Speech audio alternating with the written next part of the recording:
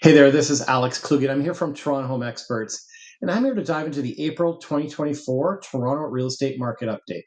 Before we dive into the numbers, we would love for you to subscribe to our channel, smash that like button. It really helps our channel, really helps our algorithms. So please, please, please subscribe and like this video below. Thank you. All right, so now the fun part, the numbers. What is happening in the market right now? So if you've watched the last number of months, I've always said, hey, inventory is low. That's part of the problem. Like there's not enough inventory. That's why sales are low.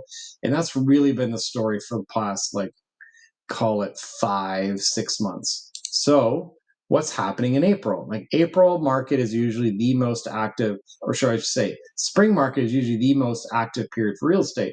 So let's see what's happening with new listings.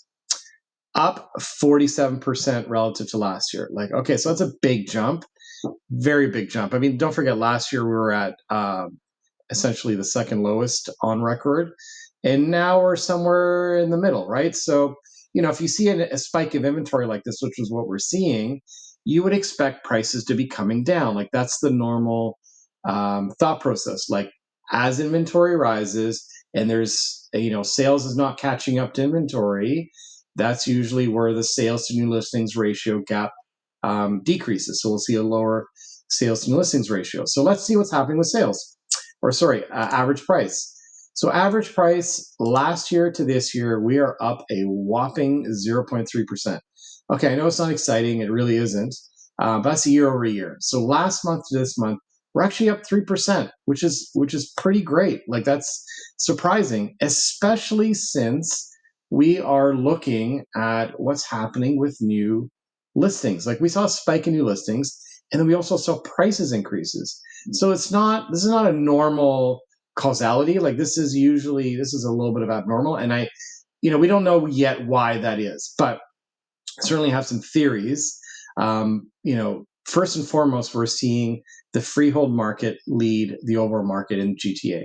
So houses, semi-detached townhouses are certainly leading the pack, and that's where we're seeing the greatest pent-up demand.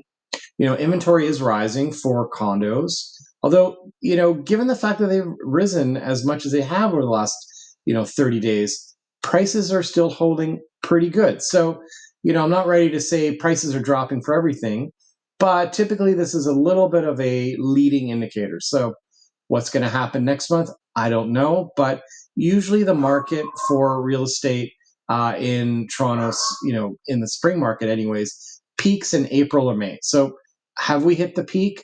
I don't think so. I actually think next month we're going to have a slightly better month than we have this month, but let's see. Who knows? But anyways, an interesting trend that we need to carefully watch out for and monitor for next month, because I think that's really going to set the tone for the next call it summer market and leading into the fall market. Okay, so average price month over month, just said it, 3%. So there we are on the graph. It's not, basically where are we? We're probably back at prices, relative to where we were in November, October probably, of last year. So like, it's great that we're up, but as I said in my previous videos, really the market bottom was in December, and we've seen nothing but up since then. Okay, so GTA average home price, like, here's a really good graph to show. There you go. I said December, we bottomed out. So we're starting to see prices escalate back to where we were last summer. So certainly nothing exciting. It's not certainly something to say, wow, the market's back and the bull market's back and, everyone go buy real estate. But what I'm seeing here, there's certainly some positive and bullish indication. So we're seeing, the spring market performing well. So that's positive. I think buyers are cognizant of the fact that we are likely at the end of a rising interest rate environment. Mortgage rates on the fixed side have come down a little bit the past 6 to 8 weeks, which is again slightly positive.